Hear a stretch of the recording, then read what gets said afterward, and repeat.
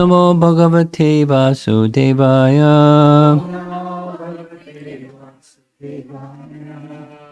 During this visit, the topic, Bhagavad Gita as the general topic, I thought it'd be nice to cover a series of verses, or a series of chapters, rather, from Bhagavad Gita. And so I thought the middle 6 chapters of Bhagavad Gita will be our topic.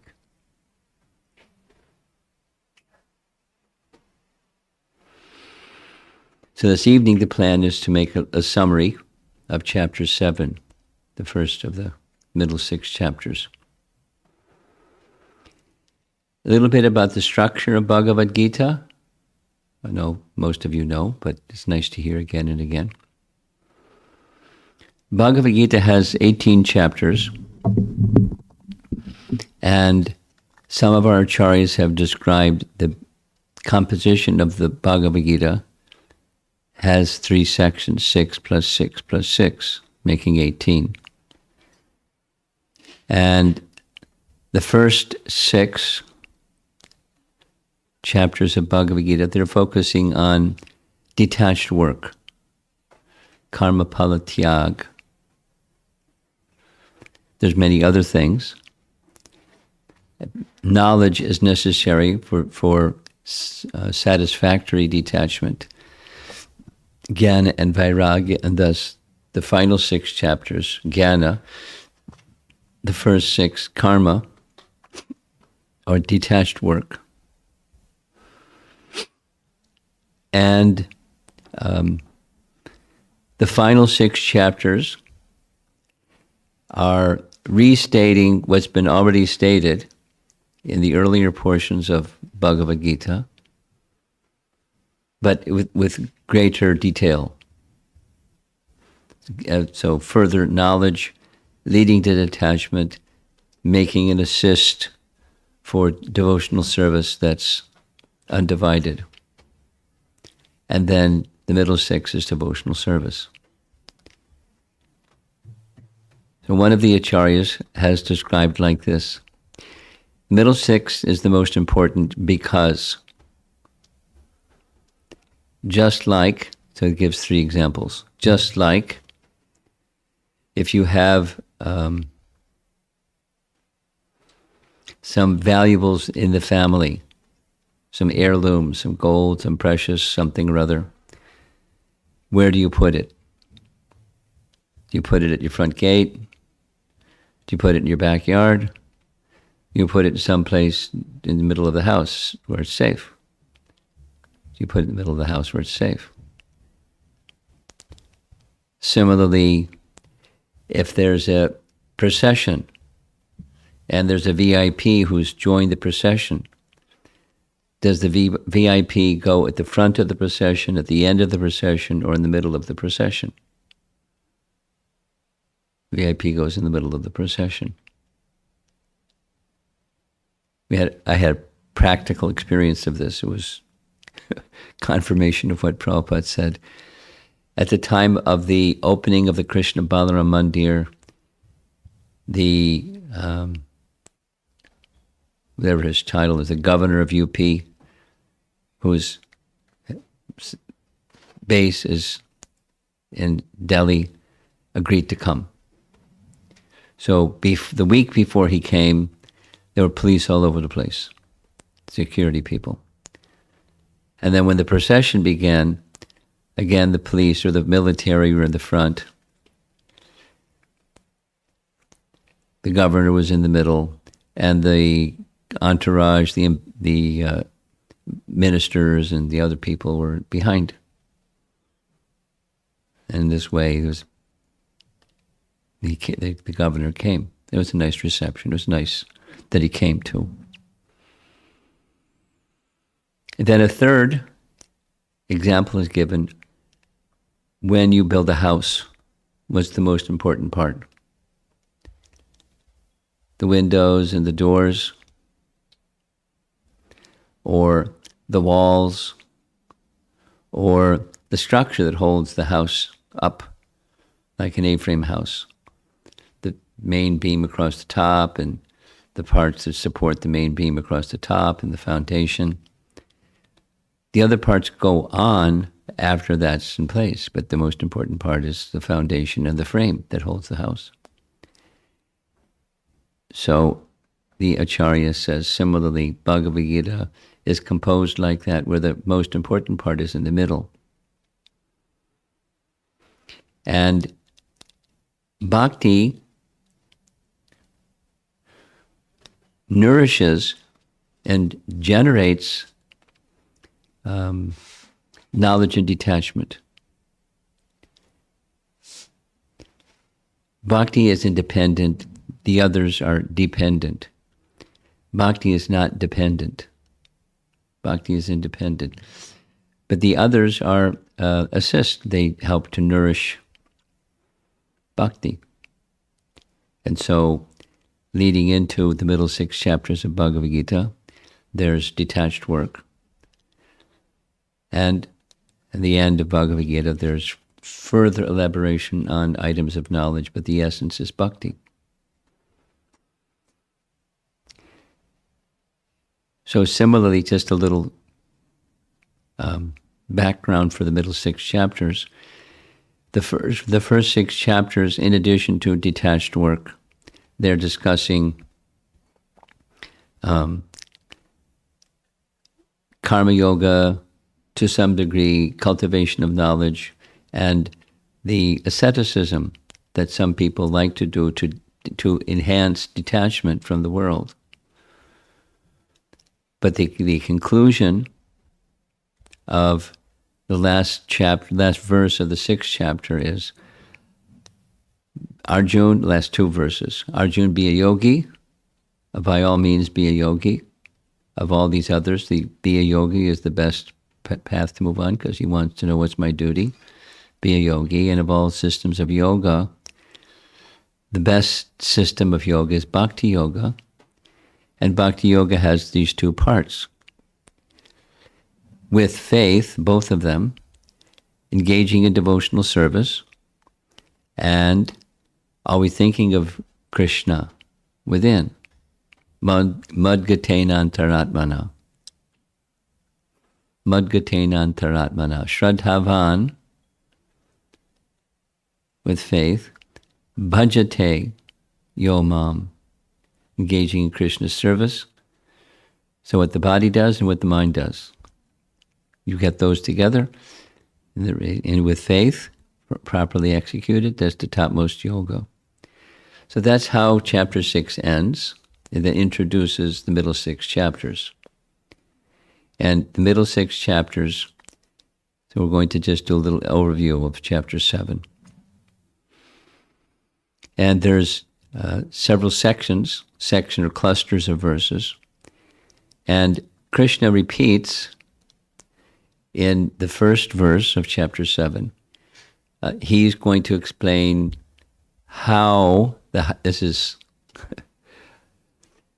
people like that, devotees like to ask how-to questions.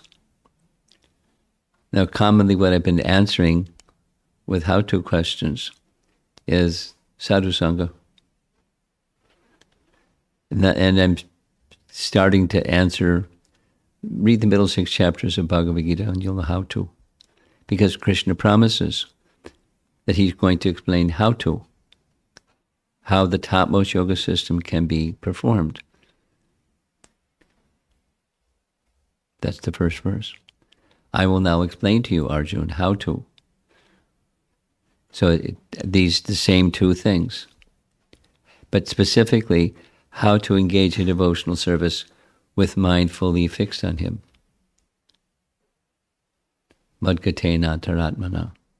So we can say that the chapter 7 is beginning to explain the Madgatena antaratmana how to.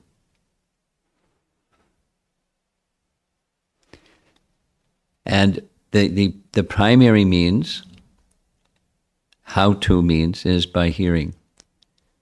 He says this in the first verse, Tat Shrinu, hear from me.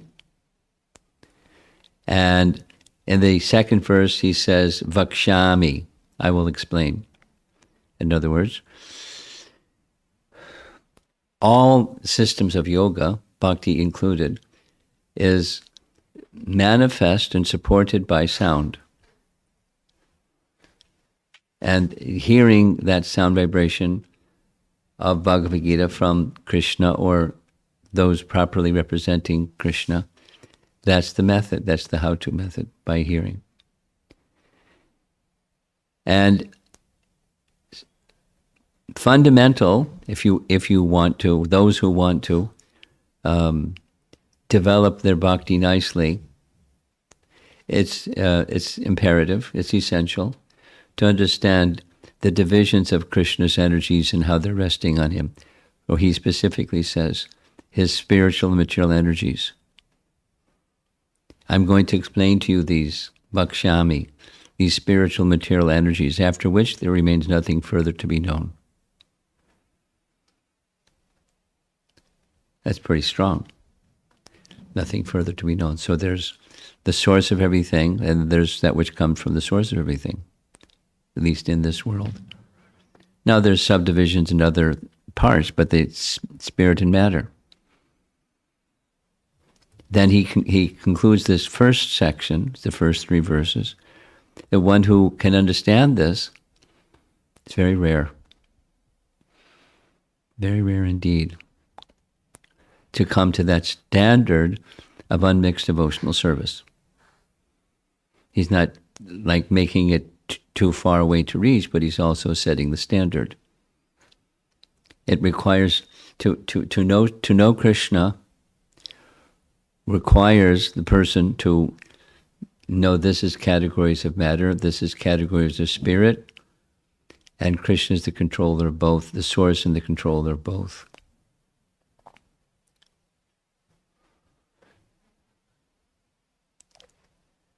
Just looking ahead, we'll be discussing this during this visit, but chapter 13 starts another section of Bhagavad Gita. 6 plus 6 plus starts with 13. And in 13 is a Sankhya section. Sankhya meaning the analytical study of matter and spirit. There are different ways of describing what Sankhya is, but that's a very simple definition. Categories of matter, categories of spirit, we belong to spirit. And Krishna is the controller of both matter and spirit. So the first 6 chapters, when Krishna begins his teaching in chapter 2, what's the topic? Sankhya. He moves on to Buddha Yoga, but it starts with Sankhya because it's a foundation for understanding transcendence, understanding with Buddha Yoga fixed in devotional service, with spiritual intelligence. That's the first 6. Starts with Sankhya. Middle 6 starts with Sankhya. Because the next verses after Krishna making these proclamations, he starts with Sankhya. He's going to describe Madgatena Antaratmana, but it starts with Sankhya. There's 8 divisions of matter. Aside from that, there's spirit, and I'm the controller of both. Sankhya. Middle 6 sections. Chapter 13 starts the next section. It's an expanded description of Sankhya. Chapter 13. So it tells us that understanding matter and spirit and the controller of both is very important. And one who can accomplish that can know Krishna. One can know Krishna through devotional service, so one gets ready access to devotional service. Or supposing one doesn't know, fundamentally doesn't know, but has some idea of God. So that's nice, but it's incomplete. So what Krishna is going to be teaching is Madgatena Antaratmana, how to be absorbed in thinking of Krishna always within and knowing him beyond doubt.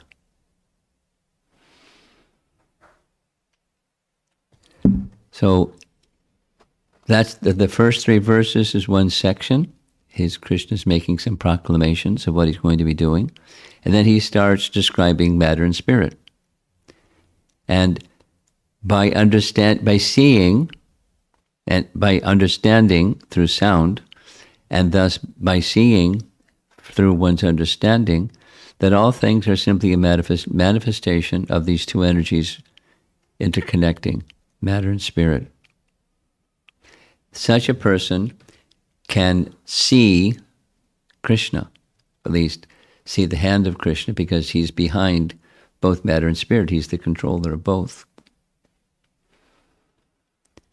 Then right immediately after making those declarations, Krishna describes that he's the active essence of everything.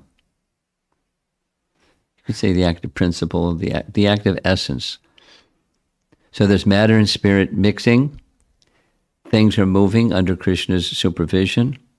And the essence of those some things that are manifest, that's also Krishna. Then this section concludes or summarizes Krishna's saying these energies of his,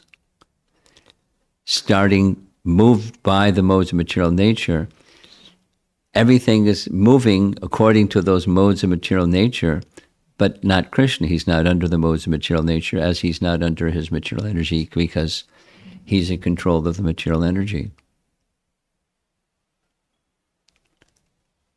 It's like a lawyer building a case. And he's the supreme authority, and he's explaining Madgate Nantaratmana, how to. And he's explaining how to. Resting on sound, hearing in an authoritative, factual manner how everything is working. That he's the basis and support of everything that's working. And when one who understands these features of him, then one can understand him without a doubt.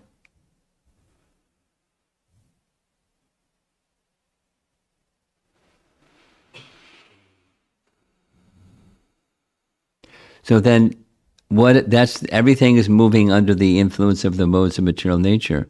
How to go beyond the influence of the modes of material nature so that you can know Krishna factually.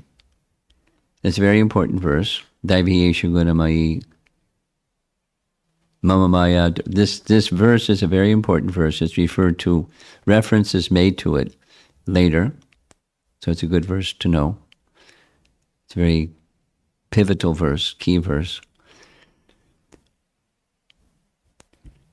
Krishna is when struggles with material energy, but one can cross beyond the material energy. When crossing beyond the material energy means, then you can know Krishna. You can understand Krishna. We'll say it conversely. Supposing you haven't crossed over the modes of material nature, then you can't understand Krishna properly. You may be a pious person that has some faith in God, but you're not going to understand, or any one of us is not going to understand Krishna properly without that essential surrendering unto Krishna element or component of bhakti life or yoga life, surrendering to Krishna. I'm pausing because there are sequences to all of this. The stage is set for Madgate Nantaratmana, how to keep the mind always fixed on Krishna. So one can easily become bewildered by the movements of the material energy and the modes of material nature as they move this way, move that way, and get bewildered. But there is a way to become unbewildered or free from the delusion of material nature. And that's by this principle of surrender. Very, very logical. Then Krishna describes those who are pious, who surrender to him, and those who are devoid of piety and don't surrender unto him. And those that are devoid of piety and don't surrender unto him, there's no way that they're going to be able to understand Krishna, because they're deluded by the potency that they're not crossing on the other side of, because they're not surrendering to Krishna. So in this world, there are people that are maybe lauded and praised for being very learned or something or something or something. But without surrender to Krishna, then they're not going to know Krishna, and they'll mislead people. And then there are those that are pious, and when the circumstances are right for those who are pious, they surrender to Krishna in 4 kinds. And then he concludes that section. Notice we're just doing a summary. When he concludes that section, he indicates the best of the 4 pious people who surrender unto me is the Jnani, and he further refines that the Jnani who has no material desire. Because a symptom of Jnana is detachment. Detachment to what? Detachment to seeing things separate from Krishna. Seeing things separate from Krishna is a very simple definition of what's material. Because in a higher sense, there's nothing separate from Krishna. And a person in knowledge knows there's nothing separate from Krishna. And therefore they have no material desire. Such a person is a candidate, and is the best of all those who do take shelter of Krishna, because he's doing so in knowledge, and it's more secure than the others. It's quite circumstantial. Pious, but circumstantially they surrender to Krishna. When they're curious, they're in need of wealth, they're suffering, they want relief from their suffering. One who becomes situated in knowledge without material desire is the best. So we're moving right along. And then the next section of those that don't surrender to Krishna, there's subdivisions of those, or categories of those, or ways of describing those. And one of those is those who worship the demigods.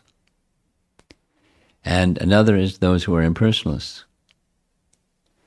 And the demigods, worshippers, although there are vast sections of the Vedas that describe and prescribe worship of demigods, that's there because people are desiring material gain, and there's a method for those that are desiring material gain but aren't ready yet in their spiritual evolution to surrender to the source of the power of the demigods. They just want some material gain. So there's a methodology for them within the Vedic system. But those who are simply the worshippers of the demigods, they're doing so with avidhi purvakam, without proper understanding of where everything is coming from, where the power of the demigods to give what the demigods come from. So it's done improperly, or without proper understanding. The proper understanding goes back to understanding that Krishna is the source of both the material and spiritual energies, going back to the early parts of chapter 7. But there are those that haven't learned that, and even if they're told that it doesn't enter, they don't assimilate it because they have strong material desire. And the strong material desire is an obstacle for knowledge. And when there's an obstacle for knowledge, then there's attachment. So therefore, there's a gradual, gentle process. And then Bhagavad Gita is going directly to the bhakti system, where one needs to know what is the source of everything. So both the demigod worshippers and the impersonalists, they don't surrender to Krishna, and therefore their knowledge is taken away. They don't cross over the ocean of the material energy or the three modes of material nature. They continue to be influenced by, immersed in the three modes of material nature, and their lives are resulting condition of life for the demigod worshippers is continuing in the cycle of birth and death. And the impersonalists, it's another category altogether. There's wishful thinking, but it's not a permanent position. It's not real shelter of the personality of Godhead. And the final section of chapter 7, there's this bewilderment that comes from not surrendering to Krishna, the influence of Maya, the deluding influence of the modes of nature, etc., the field of the material energy that keeps one really busy. And there's the process of becoming relieved from that bewilderment. So living entities desiring happiness are impelled when they don't take shelter of Krishna. They're impelled to be very busy doing something else, searching for happiness, thinking there's happiness out there somewhere, and continuing and continuing. And in this way, they're seeing dualities. Because, for example, one wants happiness, but suddenly the happiness is no longer happiness. In fact, there wasn't happiness to begin with. So when that happiness turns into distress, because it's the nature of the realm of duality, it's always like that. It's going to be, because it's a place of duality. Wherever there's the appearance of this, there's the appearance of that. It's just the nature of the place. There's day and there's night. There's winter and there's summer seasons. There's duality in any form or any part of the material creation. It's a place of duality. And how to go beyond the duality is to go towards what's beyond duality. And that's the same indication. It's the conclusion of Bhagavad Gita, as I was told. The title of this discussion in Bhagavad Gita is Masuchaha. And that's just Krishna's affirmation that you surrender unto me and Masuchaha. Masuchaha. Don't worry. Masuchaha. Have no fear. So it's the fearless path. Now, we're on a fearless path, but it doesn't happen so quickly. It can happen very quickly. There are pronouncements in the Vedas again and again that speak of quickly. But quickly it's a relative term. Quickly can mean different things in terms of what's fast and what's not fast. But quickly is achieving this human form of life. During the human form of life,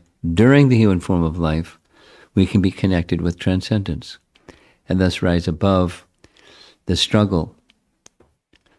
Mama Maya Duratjaya, the struggle with Maya. Very difficult struggle.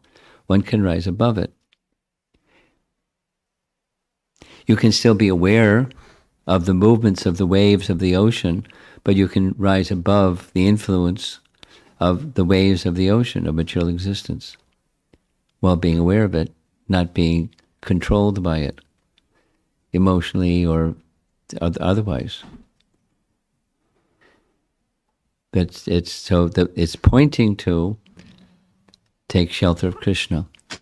It's in chapter 7, because when one takes, here's the point, when one takes shelter of Krishna, Madgatena Antaratmana is achieved.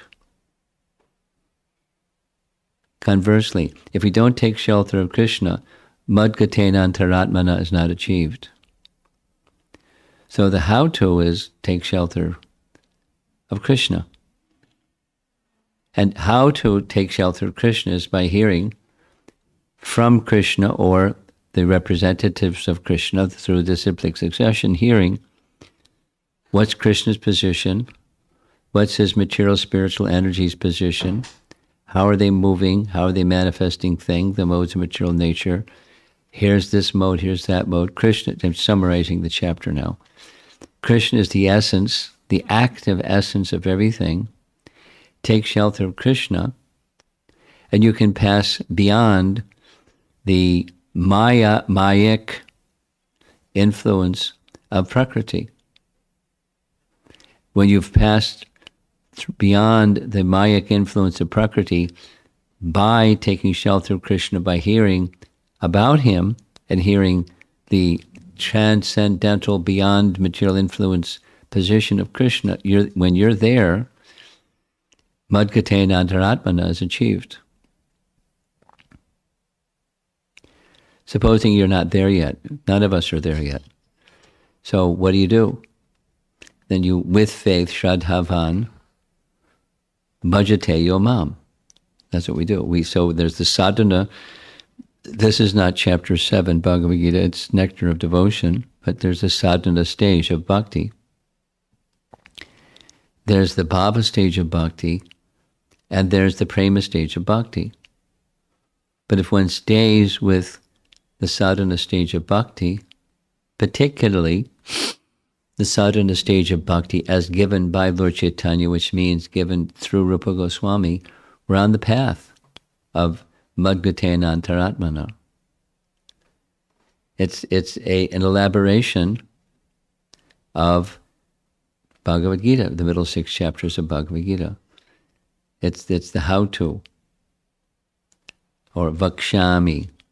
I will explain how this is achieved. And understanding this, there's nothing further to be known. No. Nothing further to be known doesn't mean you know minutia. There was a person in one class, Prabhupada asked, I was told the spiritual master is the knower of all things. So I'd like to know, how many windows are there in the Empire State Building? And Prabhupada's answer was really cool. Prabhupada's answer was, how many drops of water are there in a mirage? He didn't elaborate. No. Illusion says this is reality. And reality is important because I think it's reality, and therefore I want to know minutia. So to know everything, there's nothing further to be known, means in principle, in essence, all there is these three things. There's matter, there's spirit, there's the controller of both. You take shelter of the controller of the both, and the mission of human life is fulfilled. That is, the A and B, no longer during lifetime being influenced by the rising and falling of the waves of the ocean. Devihi Yesha Gunamayi Mama Maya Duratya, making reference to that verse again. Mam Evaye Prapadyante Maya Metam Tarantite, one can easily cross beyond it. And when you've easily crossed beyond it, there's nothing further to be known. You don't need to know how many windows are there in the Empire State Building, or how many grains of sand there are in the Sahara Desert. Or as other verses in the Bhagavatam speak, one may be able to count all the atoms. If one can get to the point of being able to count all the atoms in the universe, one still cannot know the limit of Krishna's glories, because he's unlimited. Aprameya. So chapter 7 is the beginning of introducing us to that reality about all things, beyond which there's nothing further to be known. And it's gradually realized, like gradually the rising of the sun in the morning. Most likely the sun will rise in the morning. And the light of the sun that rises in the morning is experienced gradually. So let's see if our study of the middle 6 chapters of Bhagavad Gita helps us experience, so to speak, the rising of the light of Krishna's words in Bhagavad Gita for our benefit. So there we are, chapter 7, the first of the middle 6 chapters of Bhagavad Gita summarized. Any discussion?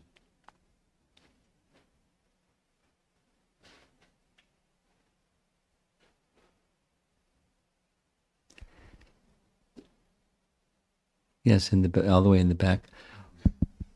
Come forward and get the microphone. Hare Krishna Guru Maharaj. You mentioned that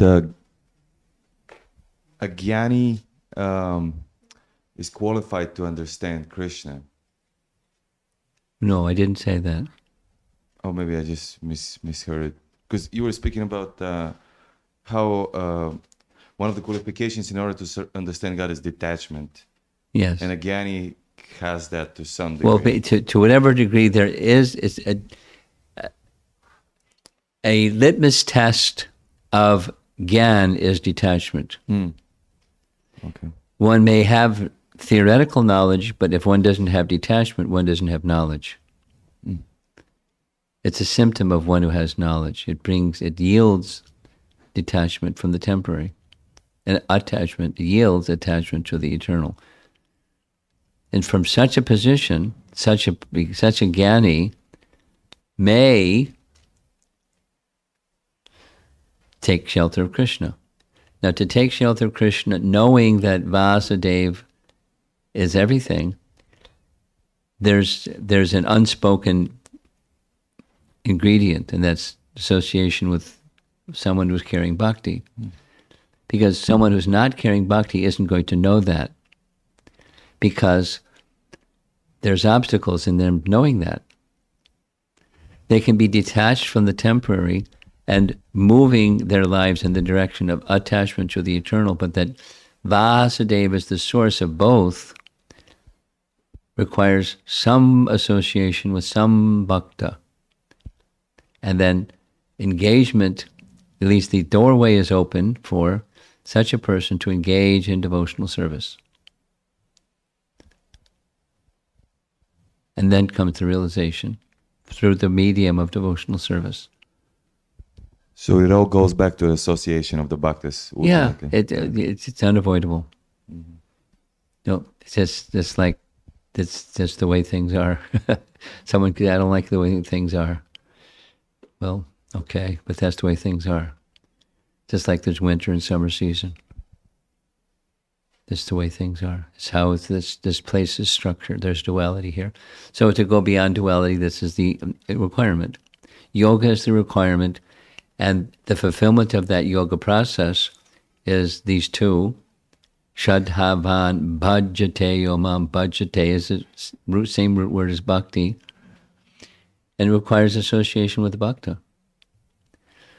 So we have an important service to do. And that's two services: receive bhakti and then give bhakti.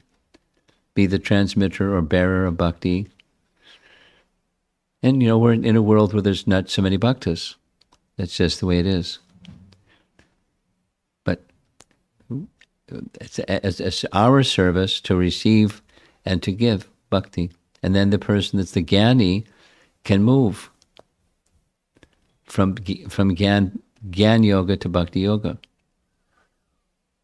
Not just by Gyan, they can say, okay, Vasudeva is everything, and now I'm doing Bhakti.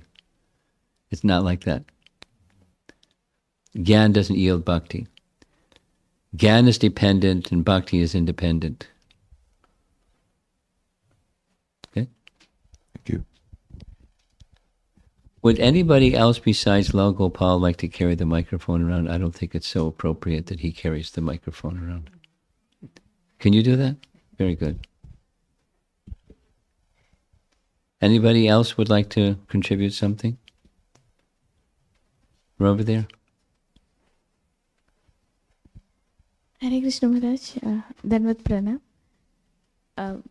It's saying detachment is the main thing. So Can you give some examples for the Gruhastha, how the Examples for avagrahasta, how to? detachment? Well, examples. Let's say there are many people in this room who are grahastas, and many of the people in this room who were grahastas were not previously engaged in bhakti like they are today. So by hearing and then accepting and then living one's life, then there's like, here's a house. Now, there are lots of people that have houses, and some of the people that have houses have bhakti, and those that have bhakti understand this is not, lawfully it's mine, and transcendentally it's not. Transcendentally, this is Krishna's house. I visited one nice man, Dr. Rao, and he answers his phone, Krishna's house? That was before there were cell phones. He probably does the same thing now, Krishna's house. Because, that's his consciousness. It's his legally. He pays the bills, and he doesn't say, Krishna, you got to pay the bills. But even the ability to pay the bills is so. It's a change of consciousness. So the practicality. Here's a practicality. There's some earning of money by a householder. That's part of their responsibility to provide for family members, etc. So then, what's the consciousness? Supposing one is going shopping. So one's going to the vegetable market. And some things you don't buy because they're not offerable, and some things you do buy because they're offerable. And the consciousness is, this would be nice to offer to Krishna. Now there's the mix that says, this would be, my kids like this and my husband likes that, and so I'm going to buy because my kids like this and my husband likes that. And then,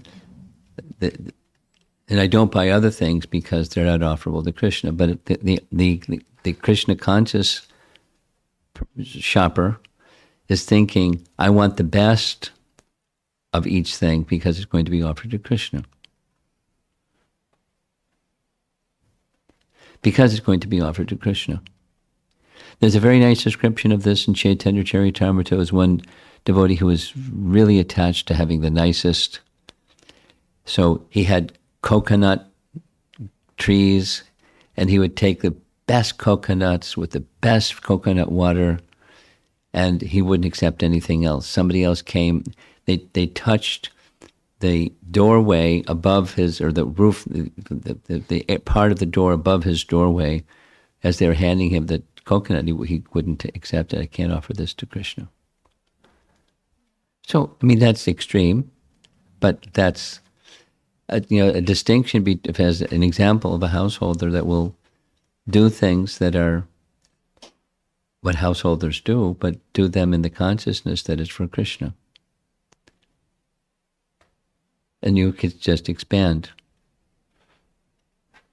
in deciding, like this house. Here's a nice.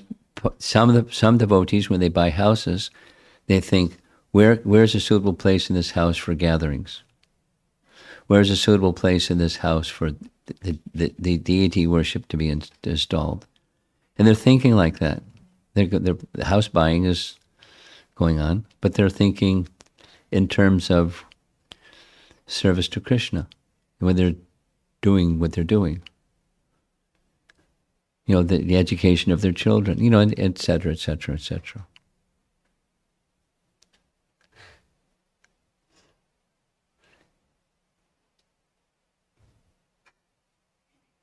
Okay. You ready? Maharaj, just can you give me some examples on emotions, like Examples of? emotions while the devotees with the detachment, how they express their emotions and particular things. How they express their emotions with detachment. Yes, Maharaj. That's what your question is? Yes, Maharaj. Well, there's different ways. Just take the Sankhya way. The Sankhya way is, there's the emotion, and I'm the observer of the emotion. Supposing one doesn't have Sankhya, I am that emotion. That emotion is me. Now, one can be a practitioner of psychology and have that understanding, but it can be from a devotional perspective. So my business, as a devotee, my business is to go to Krishna. And as I'm going to Krishna, there's this world of duality in which I live. And sometimes, let me pass through, let me take shelter of Krishna first and foremost, because then I can pass through this sea of duality where it's sometimes, including in the emotional department, and I just tolerate it, because after some time the waves are going to subside and it's going to be peaceful, and then it's going to be turbulent again. And so I don't want to get distracted from my main mission in life. My main mission in life is connecting with Krishna. And one who has that, it helps in the detachment, emotional detachment. It doesn't mean you go to sleep, or you can't perceive or detect things. You don't feel anything, but it becomes transcendentalized by taking shelter in Krishna, factually. And then that taking shelter in Krishna is tested. Like, what's your threshold? Until you start to scream, or become angry, or become depressed, or become something.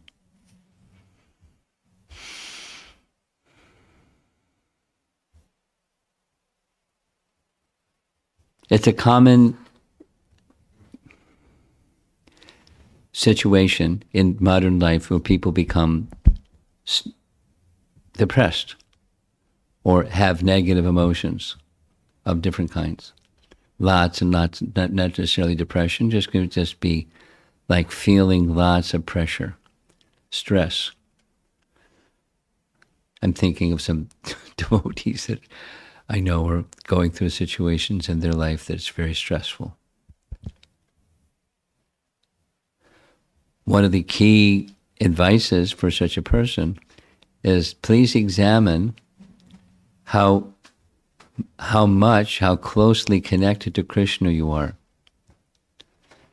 And it may very well be that you've allowed that connection with Krishna to become slackened, and therefore the waves are impacting you more than they would have, or when you at other times in your life when you're more connected to Krishna. So what to do? You can't just dial down the demands of your time or the circumstances that are stressful, but you dial up, you're taking shelter of Krishna. And then you can handle your emotions better. You have better intelligence. You have more tolerance, more patience, more spiritual strength. But the starting point of my reply was, there's the mind, and there's the emotion within the mind, and there's the viewer of all that, the seat of consciousness, and that's not me. It's temporary. It's a covering, and it comes and it goes. So I deal with it, but I deal with it with detachment.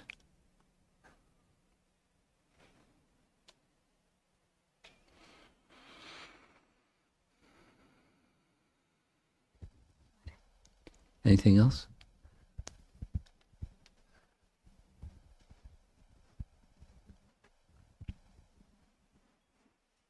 Hare Krishna, Guru Maharaj. I have a two-part question. So the hierarchy is the senses are better than the matter, and then the mind is above the senses, and the intelligence is above the mind, and the soul is above the intelligence. But then the focus is, it's easier to do service or bhakti through our senses, external senses, and also it's easier It's not to... easier, it's necessary.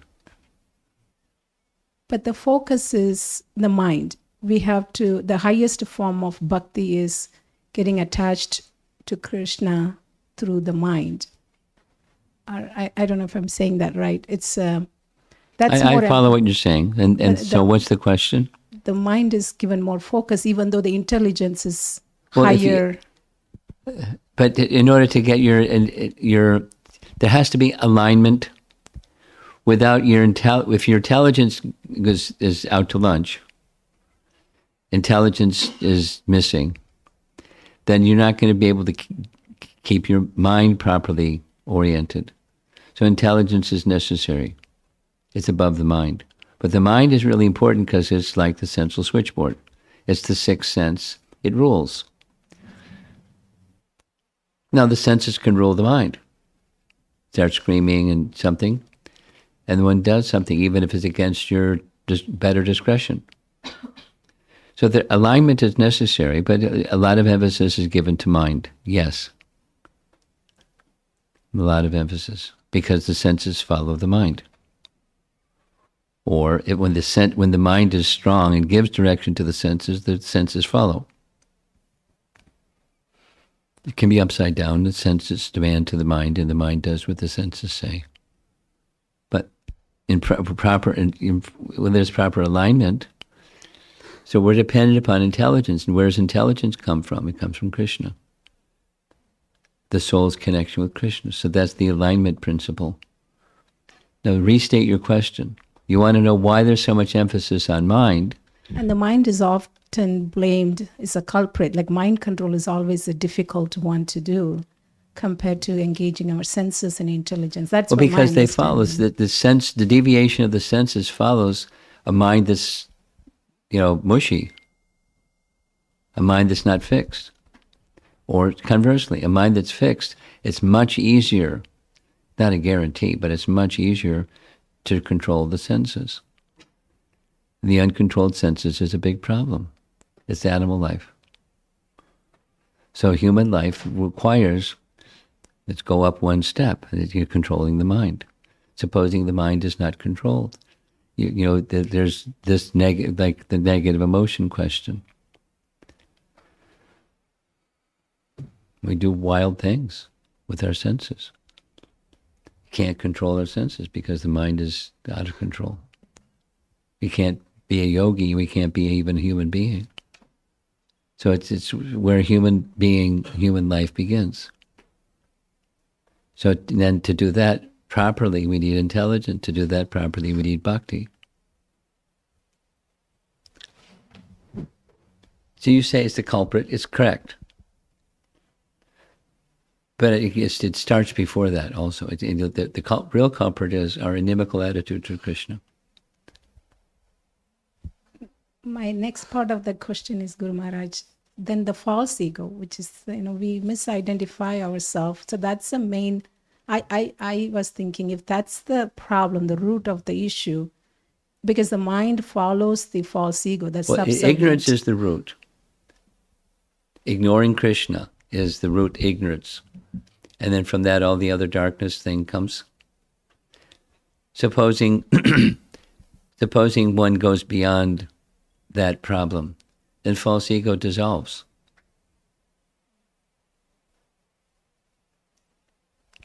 So Kapila's teachings, chapter 26. Bhakti has that power. And if without the bhakti power, something else is ruling our lives. The whole thing. So now, go ahead. So with the knowledge, if we get rid of the ignorance and then the false ego dissolve, the mind will all follow. Like, so I would just that's see bhakti. The dissolving of ignorance is a dissolving of the ignoring Krishna. Because root of ignorance is ignoring Krishna. So address that. The structure collapses, or it becomes weakened. It collapses and eventually it dissolves, depending upon the strength of bhakti.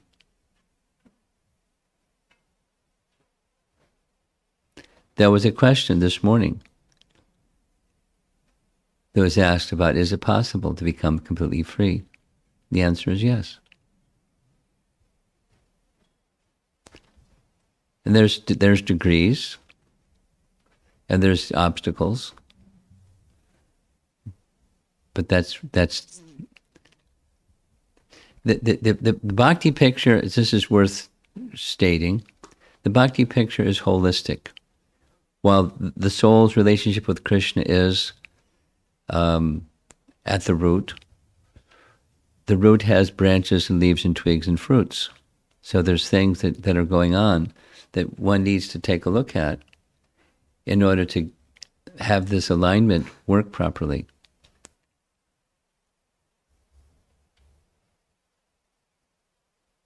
We have to eat. So how should that be done? That assists the alignment of the soul's relationship with Krishna. You have needs. How are their needs going to be met? We have social needs. We have emotional needs. We have needs. Bodily, physical, emotional. So the holistic picture is there, but it doesn't change the fact that at the heart is the soul's connection with Krishna, and that's how the bhakti process works. That's how detachment, madgatena taratmana, works. When there's shelter, that therefore in this chapter is taking shelter, surrendering, and crossing beyond the darkness. Okay? Thank you.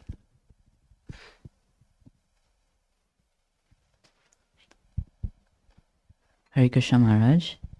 Maharaj, my question was regarding Krishna's statement, Ma Suja, where he says, do not fear. I was just wanting to know, what exactly does Krishna mean when he's saying, do not fear? What is the fear, I guess he's referring to? And my follow-up to that is, isn't a little bit of fear actually a good thing, so that we don't become careless or complacent in our practice?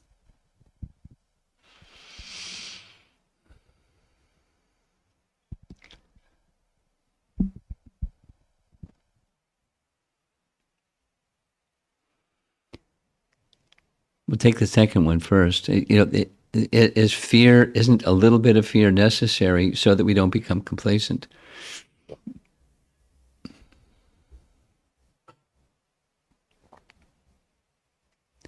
A person, let's go up to the person, to a pure devotee. Isn't it a little bit of fear in the heart of the pure devotee necessary so they don't become complacent?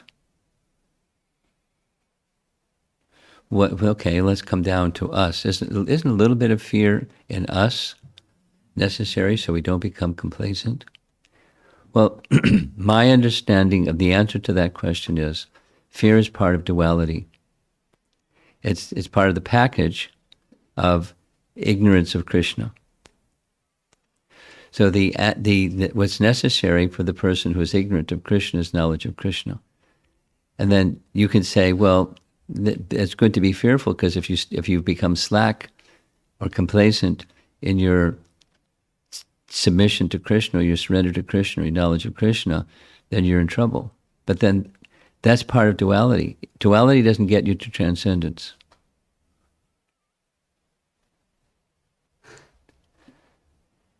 No, so supposing somebody's further down. Well, four types of pious people render devotional service unto me. So it's not steady. Supposing the cause becomes the cause of fear, gets lighter, then one can become complacent. So it's not It's a motivation through duality that's unstable.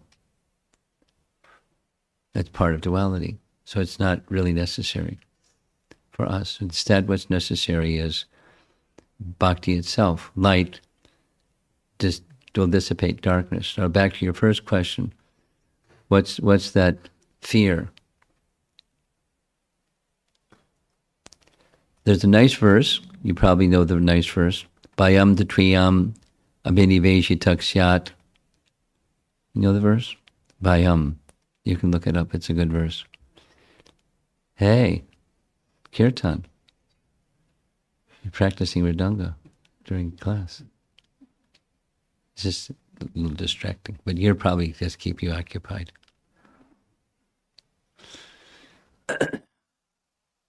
Bhayam dvatiyam abhinivesh. Abhinivesh means absorption. Fear arises, syat. Bhayam dvatiyam abhiniveshatak syat. Fear arises when there's absorption in the temporary. That's where it comes from. It's part of duality. Fear arises, and then the verse recommends how to remove it. So you're taking shelter of Krishna by devotional service, and fear that which is of duality disappears because there's light instead of darkness. So when you turn your back to the sun or to a light, then you see shadow, and that's fear. In darkness, there's fear. It's ignorance. So the solution is not continue to be at least a modest amount of fearfulness, so you don't turn away from the light. Because I don't want to be in darkness again. It's nasty. So that's not sustainable. It's duality again. Turn to the light. Turn to Krishna. Take shelter of Krishna. Mahasuchaha. So that Mahasuchaha is added just in case you're hearing this from me, Arjuna, and you may have some doubt. Don't doubt.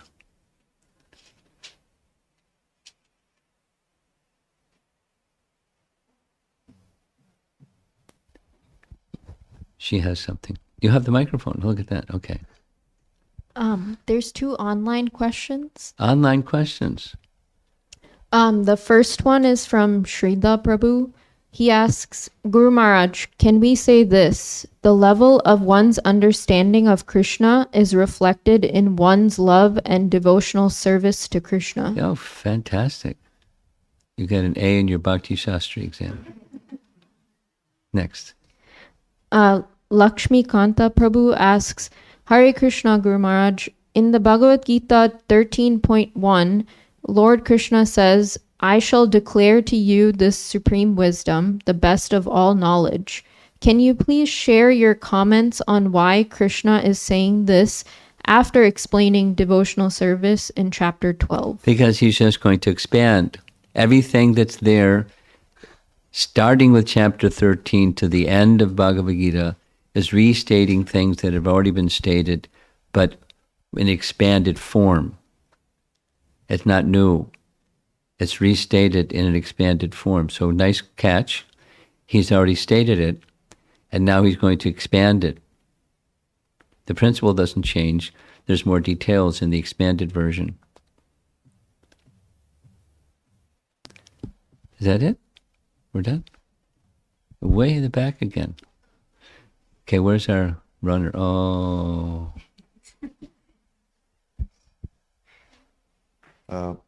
Guru Maharaj, is it healthy, I mean, even for a pure devotee, to fear the fact that he might lose his relationship with Krishna? Oh, he won't lose his relationship with Krishna. So he's confident in that. No, yes, he's confident. Mm-hmm. There's nothing else for such a person. They can't lose it. There's nothing else. And that's reality, and they know it. It's not going to be taken. Nice try, though. So there's no such a thing as a healthy fear? That's not your question is the same as her question, just stating it differently. Okay. Masuchaha. Now, the fear is there for those who don't have full confidence. They're mixed devotees.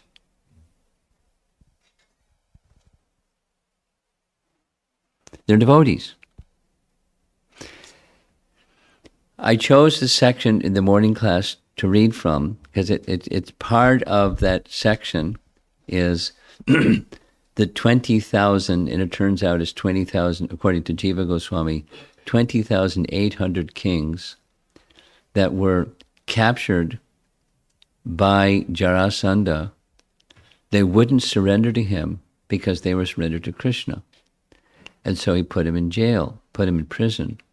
And his plan was to make a human sacrifice to Mahabhairava and thus get some Shakti from Mahabhairava so he could control the world. So they sent a messenger to Krishna, please rescue us. But they also expressed some doubt. How is it that you're devotees and you're the all-powerful and Jarasandha is not your devotee and he's more powerful than us and he's trying to control the world. This is our doubt, but please come save us from him. It's so the doubt is there for those that don't have full shelter. Those that have full shelter have no doubt. It's freedom. It's not partial freedom. And those that are mixed devotees, they have fears. It's part of the package.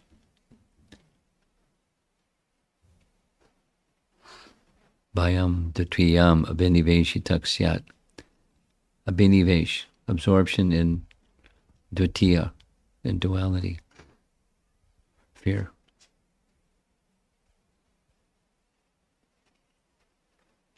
Thank you. Anything else? Looking around the room. We're done. Okay.